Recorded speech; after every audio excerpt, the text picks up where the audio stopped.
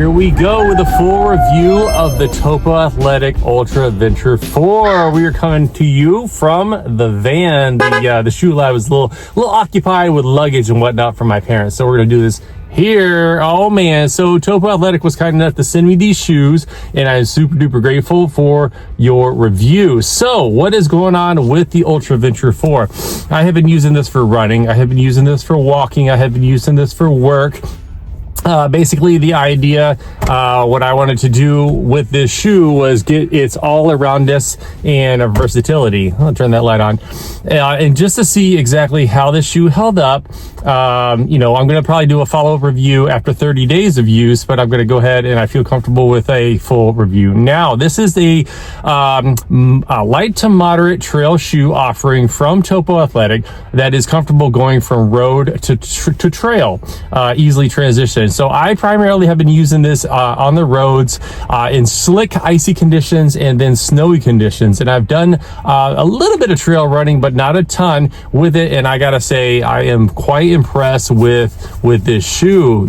So we're gonna jump right into it right now. So I like to go top to bottom. So first we're gonna talk about the laces. Hopefully you can see that I do have a light there. There is a bit of an oval shape to them. And then these are some really plush, luxurious laces. A lot of plush going on with the Ultraventure here, just so you know going forward. And then having a look at the eyelet chain, that spacing there, again, a lot of plushness going on. I can barely even tell that there's a separation of the lace to the tongue, because the tongue is just so dang plush and it's so well ventilated. And though it's ventilated, it allows that hot air from me to escape, but it's not really feeling like a lot of that cold stuff coming in. We've been having some sub-zero temperatures, some really cold temperatures recently, and I gotta say that the temperature regulation of the Ultraventure 4 for me has been really nice, and I haven't made any special adjustments to my socks, just so you know. You can maybe see like a little bit of those lace stays going on, something I've noticed signature to Topo as far as keeping those laces secure and the tongue from slipping around, and I didn't have any migration at all left to right for the tongue at all. So having to see if it is, let's see, is it gusseted? Oh, let's see, looking there again, just to verify. Yeah, we got a gusset to the lateral aspect and a gusset to the medial aspect. And I gotta say that the lockdown of this shoe from the midfoot to the tongue and everything is very well distributed, but it is also quite, I don't want to say aggressive, but it's very assertive. It's a very assertive lockdown, more than I would expect for a all day kind of just an easy bopping along type shoe. But that said, it really did a good job as far as locking down the shoe and not having a bunch of slopping around. Also in the heel, there was very minimal slippage, and also in the forefoot, which we can talk about here. The forefoot for the Topo Athletic is designed to be very anatomical and wide and roomy, but at the same time, very secure again on that midfoot and very secure in the heel. And that said, I felt a lot of room on my toes. I felt very secure in the midfoot and very secure in the heel, albeit a little on the tight side. I wouldn't fit true to size. My men's size 11, that's what this is, and I didn't have any issues with the fit at all, other than it being a little bit on the tighter side. And that's something that I felt many hours into wearing the shoe and many miles into the shoe. It's not something I felt straight away. So moving on back to the heel, this is a very interesting heel, and what I mean by that is it's a little bit pinched on the back here, and it's got a lot of structure and a lot of just added bonuses as far as keeping this this heel counter really well structured and everything, but it's still got a little bit of flexibility to it, which is interesting. There is a little bit of this plasticky stuff going on at the bottom here, but that too is a little bit flexible. But what I'm liking is this nice little pad here that goes along the Achilles and just above the calcaneus protrusion there. And again, it's pretty deep as far as allowing that heel bone to slip in there. And once it's in, it doesn't want to come out. So not really much slippage at all. And then looking at the lateral medial aspect of the heel collar as it touches the heel, nice and above my heel bones on both sides. I didn't have any issues with that rubbing. It's got a nice bit of padding here that isn't super fluffy or too much. It's just the right amount, in my opinion, and it's very similar to the amount of padding going on to the tongue. So very good job, Topo Athletic, for just having some really nice comfort that is very unified as far as the posterior aspect of the shoe here, and again, it feels very synergistic and noticeable that, you know, there's not just the back third, the middle third, and then the forefoot. It just feels very unified. Okay, so having a look at the upper. So this is a recycled material here, and you can kind of see all these PU overlays that are going on. And yeah, they look cool and all, these little stripes here, but actually they add to the fit of the shoe, and again, that unification of the shoe, kind of from the forefoot on back. And again, I think, you know, once the thing is laced up and it's on your foot and you feel the shoe with your foot, really makes a difference as far as some of these overlays here. You know, it could be that they're on my mind, it's psychological, but again, I know what I felt.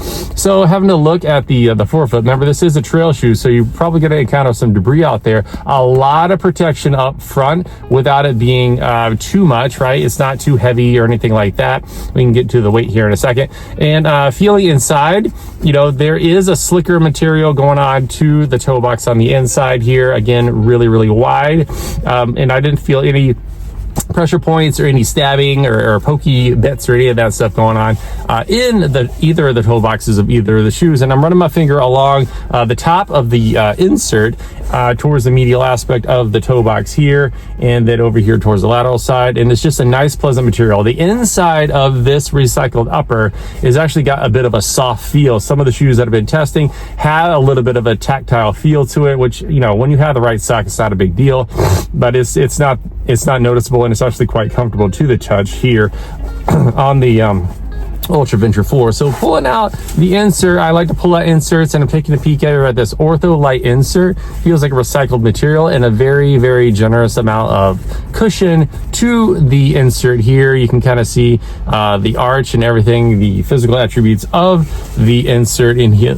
Having a look inside the shoe, there it is, and even on the top, as it communicates to the bottom of the footbed of the insert, you have, you know, this little bit of a tactile tackiness, right? A bit of a stickiness here that I feel like just helps keep that insert from slipping and sliding around too much, so you're not, you know, getting all crazy whenever you're really doing some up and downhill and left to right. It just, again, you know, sets that foot in there. You're within the shoe instead of on top of the shoe as it goes. And then thinking about inside the shoe, there is a little bit of a sidewall here to the arch, which is very, very noticeable and pronounced, this arch, and then having a feel of any kind of sidewall towards the lateral aspect where my finger is, and there's not really that much. So not a huge amount, and I'm running my finger over this arch area, and it is very, very noticeable, this arch here. Now moving on to the midsole here. This is the zip foam midsole, and it's kind of on the harder side towards the gray, and then towards the darker gray, it's a little bit softer. Now, this has been in the car, this has been on the street, and it's been kind of in a colder environment, so it's starting to, you know, probably stiffen up. But, you know, I'm thinking about it. Should this affect the foam? Probably. But, you know, this is the environment. These are some of the temperatures that you're going to be running in. So I think that we should test the foam. You know, we'll get to the durometer here in a second in these conditions, because we're not all the time going to be in that 72 degree or whatever it is your house temperature is for the foam. And so there's my little soapbox on that. This is going to be a 5 mil drop. It's going to be 35 in the heel and then 30 in the forefoot for getting that 5 millimeter drop. And it is a generous chunk of this zip foam. I gotta say that there is actually more energy return than I expected. Again, I've been walking around all day long, working, you know, 9 hours a shift, you know, 5 days a week in these shoes, and they have really felt good for my feet. Not a bunch of soreness or anything like that. And yeah, they're really, really nice. Going downhill, these are really, really good as far as the heel goes, and they do okay on the midfoot strike. It's very, very balanced. I would not consider this a fast shoe at all. No. This is just kind of a set it and forget it. I had my dog out there with me the other day. We were looking at Christmas lights, and we're just having ourselves a grand old time. You know, I didn't have any feedback from the shoe that was in that negative space of getting me to have to think too hard about what I'm wearing on my feet. I was just able to enjoy the run. And, you know, just big picture, I think that is kind of what I'm after, at least when it comes to running shoes, is just something that I can just put on. It works, and then I don't have to think about it too much. I can just enjoy the run. All right. So speaking of that forefoot, I mean, looking at how wide this forefoot landing is, you know, this for me is nice. You know, I do supinate when I come down, but then I roll off, you know, towards the medial aspect of the heel here. Coming down, you know, I might land on my forefoot or land on the heel. This shoe is very, very good about collecting the foot and keeping things just under control. It's not a stability shoe, but you know, you can definitely tell that there is just a attention to detail with motion control and just the capturing of the foot in general. Taking a look at the outside, this is the Vibram Exo Tech. I'll put the name on the screen. Grip here, and man, I gotta say, I mentioned ice and snow. That is what I have been running in, and these are 5mm multi-directional lugs, and they have done a fantastic job in some of those conditions. And I mean, I feel very secure and confident with these lugs here.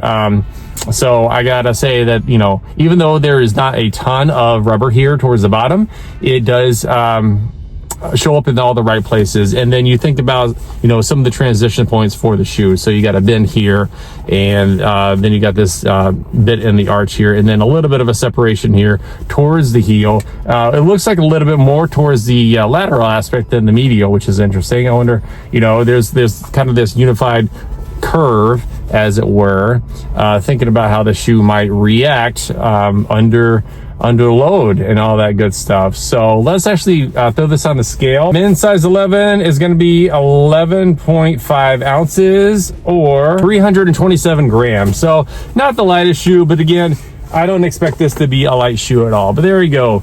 Those are the weights here. So I talked about the foam being a little bit on the harder side, probably with it being cold. And so those are the conditions that we're running in. So I'm actually going to do a quick durometer check here. We're going to do both foams. I got my durometer here. We're going to go the gray up top towards the 5th toe. Make sure that's zeroed.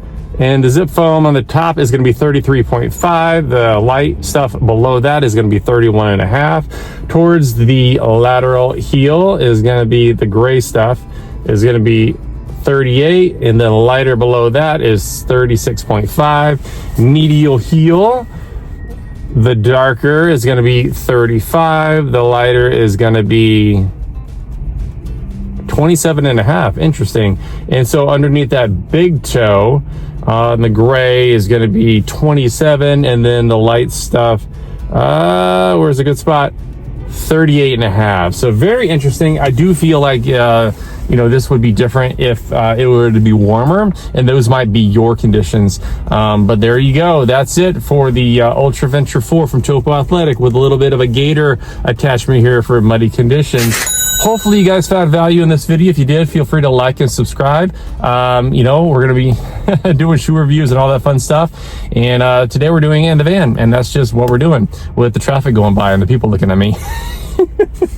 My name is Jason. I am a nurse practitioner in podiatry. I like to do running shoe content that is got a little bit of a podiatric inspiration to it, but it's not a super duper medical channel. It's just a fun-filled running channel. And over here, the priorities are going to be family and coffee and running shoes. So thank you so much for watching. Hopefully everybody's staying warm. Merry Christmas, and I'll catch you in the next one.